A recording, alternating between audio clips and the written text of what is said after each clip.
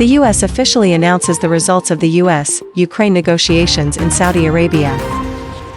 On March 11th, Ukrainian and U.S. officials held a closed-door meeting for several hours in Saudi Arabia to seek a resolution to the ongoing conflict between Ukraine and Russia. The meeting took place amid escalating tensions and increasing international pressure to find a path toward lasting peace. After more than 3 hours of discussions, U.S. National Security Advisor Marwan appeared during a break alongside U.S. Secretary of State Marco Rubio. Marwan stated, "We are making progress toward our current objectives." Many eyes in Ukraine and Russia were closely following the developments of this meeting, hoping for a solution that could improve the situation or at least prevent further escalation. According to KP Independent, the two sides discussed various options to end the conflict, which has lasted for more than 3 years. Russian news agency Interfax quoted Kremlin spokesman Dmitry Peskov as saying that Moscow was expecting updates from Washington regarding the negotiations' progress. When asked about the possibility of a meeting between Russian President Vladimir Putin and U.S. Middle East envoy Steve Witch, Peskov stated that Russia was still awaiting an official announcement from the U.S.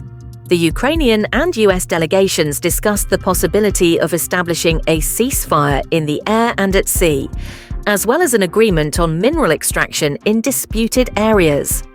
Previously, on his way to the negotiations in Jeddah, U.S. Secretary of State Marco Rubio remarked that this meeting would play a crucial role in assessing Ukraine's willingness to make concessions for the sake of peace. The Ukrainian and U.S. delegations discussed the possibility of a ceasefire in the air and at sea, as well as an agreement on mineral extraction. Additionally, British Prime Minister Keir Starmer spoke with President Donald Trump, expressing hope that U.S. military aid and intelligence sharing could be resumed.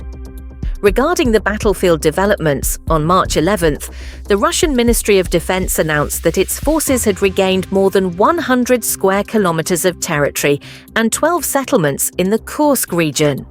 Meanwhile, the commander-in-chief of the Ukrainian Armed Forces, Alexander Syrsky, dismissed reports that Ukrainian troops were at risk of encirclement.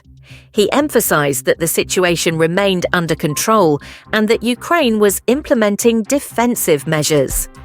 Ahead of the G7 summit, U.S. Secretary of State Marco Rubio stated that Washington opposed harsh rhetoric, as it could affect negotiation efforts. The U.S. is also seeking to downplay discussions about sanctions against Russia in the G7's joint statement. That concludes our report for now. Thank you for following along. Stay tuned for the latest updates.